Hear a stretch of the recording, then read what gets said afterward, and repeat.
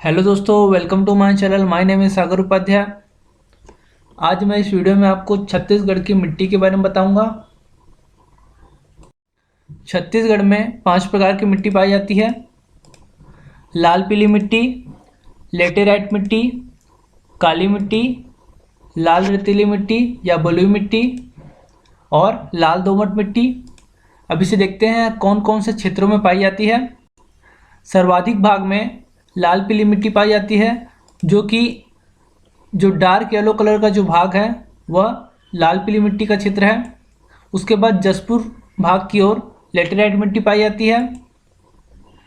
दुर्ग संभाग और रायपुर संभाग के अंतर्गत जो काली मिट्टी पाई जाती है, काले रंग का देख सकते हैं मैप में।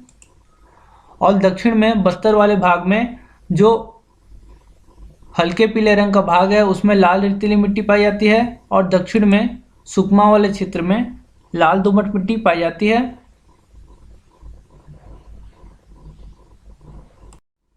इसके बाद देखते हैं एक एक करके हम सभी मिट्टी को देखते हैं। सबसे पहले लाल पीली मिट्टी, यह प्रदेश के 50 से 60% भागों में पाई जाती है। सर्वाधिक भाग में पाई जाने वाली मिट्टी है लाल पीली मिट्टी। इसका विस्तार प्रदेश के उत्तर और मध्य भाग में है। इसे स्थानीय नाम मटासी के नाम से जानते हैं। इसका जो लाल रंग है वह फेरस ऑक्साइड के कारण होता है, जबकि इसका पीला रंग फेरिक ऑक्साइड के कारण होता है। यहाँ इसमें फसल कौन कौन सी है उसे देखते हैं। धान, अलसी, तिल, ज्वार, मक्का। इसकी जो प्रकृति होती है वह अम्लीय व क्षारीय दोनों होती है।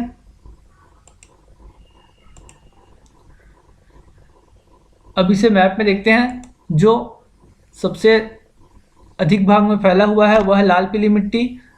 जो गहरे पीले रंग का भाग है वह लाल पीली मिट्टी का क्षेत्र है।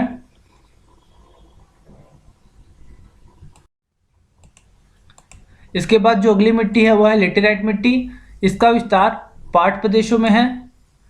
इसे स्थानीय नाम मुर्मी या भाटा के नाम से जानते हैं। इसका जो रंग है वह कत्था होता है। इसमें कौन कौन सी फसलें हैं? इसमें मुख्यतः बागानी फसलें होती हैं, जैसे कि आलू, टमाटर, चाय और लीची। इसका उपयोग भवन निर्माण, ईंट निर्माण इत्यादि में किया जाता है। इसकी जो प्रकृति होती है वह क्षारीय होती है। इसकी जो जल धारण क्षमता है वह कम होती है।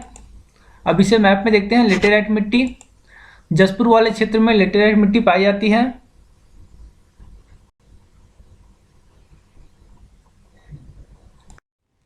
इसके बाद अगली मिट्टी है काली मिट्टी। काली मिट्टी यह सबसे उपजाऊ मिट्टी है। इसमें क्ले की मात्रा जो है सर्वाधिक होती है। इसका विस्तार मैकल श्रेणी प्रदेश में दिखाई पड़ता है। इसके अलावा गरियाबंद, दुर्ग और बालोद क्षेत्र में भी इसका विस्तार है। इसे स्थानीय नाम कन्हार, भर्री और रेगुर के नाम से जानते हैं।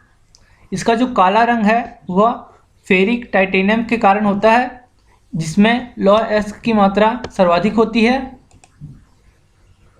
इसमें रबी फसलें उगाई जाती हैं, जैसे कि गन्ना, कपास, चना और गेहूँ। इसकी जो जलधारण क्षमता है वह सर्वाधिक होती है और यह क्षारीय प्रकृति की मिट्टी है। अब इसे मैप में देखते हैं। प्रदेश के अंतर्गत जो काला रंग का भाग है वह काली मिट्टी का क्षेत्र है। इसके बाद अगली मिट्टी है लाल रेतीली मिट्टी या बलुई मिट्टी। इसका विस्तार बालोद के दक्षिणी हिस्से में दिखाई पड़ता है। इसके अलावा कांकेर, बस्तर और बीजापुर तथा दंतेवाड़ा क्षेत्रों में इसका विस्तार दिखाई पड़ता है। इसे स्थानीय नाम टिकरा के नाम से जानते हैं। इसमें मोटे अनाज की खेती की जाती है, जैसे कि कोदो और कुटकी।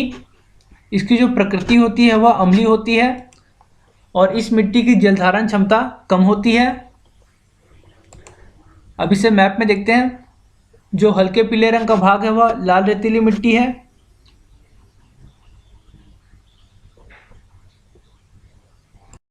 इसके बाद अगली मिट्टी है लाल दोमट मिट्टी।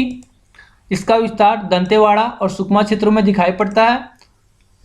इसका जो लाल रंग है वह लौह अयस्क की अधिकता के कारण होता है।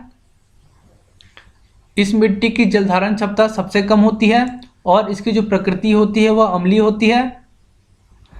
छत्तीसगढ़ के दक्षिण भाग में दंतेवाड़ा और सुकमा में लाल दोमट मिट्टी पाई जाती है।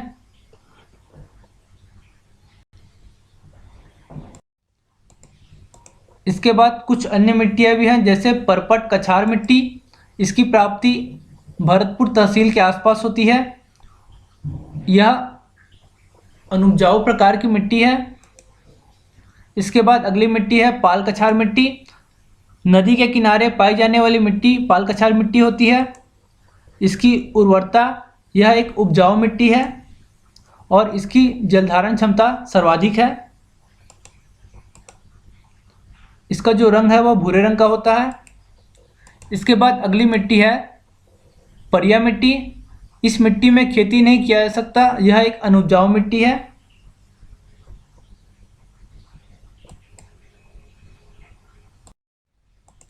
इसके बाद कुछ तथ्य देख लेते हैं।